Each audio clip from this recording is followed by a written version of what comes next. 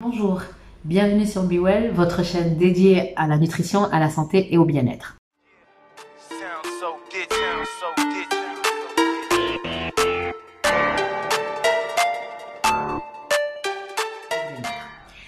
Aujourd'hui, je voudrais parler d'un sujet qui me tient véritablement à cœur et qui est assez spécifique de l'Afrique de l'Ouest, notamment au Sénégal, où je vis, et qui est un problème qui pourrait devenir un problème de santé publique. Ce sont nos modes de cuisson et notre fameux tchass. Est-ce que le fameux tchass, ça vous parle? Si ça vous parle, c'est que comme moi, vous mangez aussi du cebujen, cebuyap, qui sont des plats nationaux, préparation de poisson ou de viande cuite dans la sauce et dans laquelle on va mettre le riz et qu'ensuite on va séparer. Le problème de ces cuissons-là, c'est la température à laquelle on porte l'huile pour faire dorer la viande ou le poisson. Saviez-vous que ces huiles que nous utilisons, lorsqu'elles sont trop chauffées, génèrent des composés toxiques? Eh oui.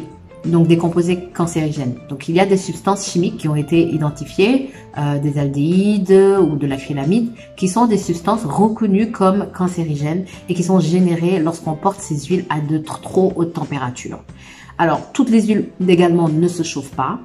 Une huile de lin par exemple, qui est peut-être assez rare dans notre paysage, ne va pas être chauffée et devra être préférentiellement gardée pour une vinaigrette.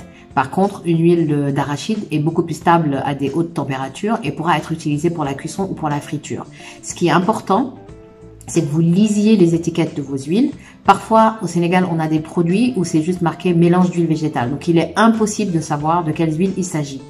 Il est important de vous renseigner et d'essayer de savoir de quelle huile il s'agit avant de l'acheter et avant de la cuisiner. Vous pouvez vous renseigner sur le net, vous aurez ce qu'on appelle les points de fumée, qui sont les températures maximales auxquelles vous pouvez exposer ces huiles-là. Mais ce tchass, avec cette énorme fumée qui est dégagée et tous les voisins sont au courant que vous avez démarré votre cuisson, c'est véritablement quelque chose à éliminer. Cuisez vos aliments. Si c'est de l'huile, chauffez-la à une température raisonnable. Vous n'avez pas besoin d'une huile qui va prendre feu pour cuire un riz, un cebujen. Il est clair qu'une huile qui a déjà pris feu, ça c'est une huile normalement à jeter. Vous la cuisinez, les composés restent dans le tiep. Tout le monde a bien mangé et a cru que ce tiep, il était juste extraordinaire, mais tout le monde a récupéré une quantité faramineuse de composés toxiques. Donc faites attention, essayez de tenir compte la prochaine fois que vous allez faire vos achats et par rapport à l'huile que vous allez acheter et essayez de vous documenter sur les points de fumée de ces huiles-là. Comme ça, vous saurez quelle huile utiliser pour la friture ou pour les assaisonnements. Vous pourrez faire les meilleurs choix pour votre santé. Merci de liker cette vidéo. Et si vous ne l'avez pas encore fait et que vous êtes parmi les personnes qui sont en train de manquer tout un tas d'informations hyper précieuses, abonnez-vous à notre chaîne Be Well en cliquant sur la petite cloche et là vous recevrez en continu toutes les nouveautés de la chaîne. Restez en très bonne forme. À bientôt.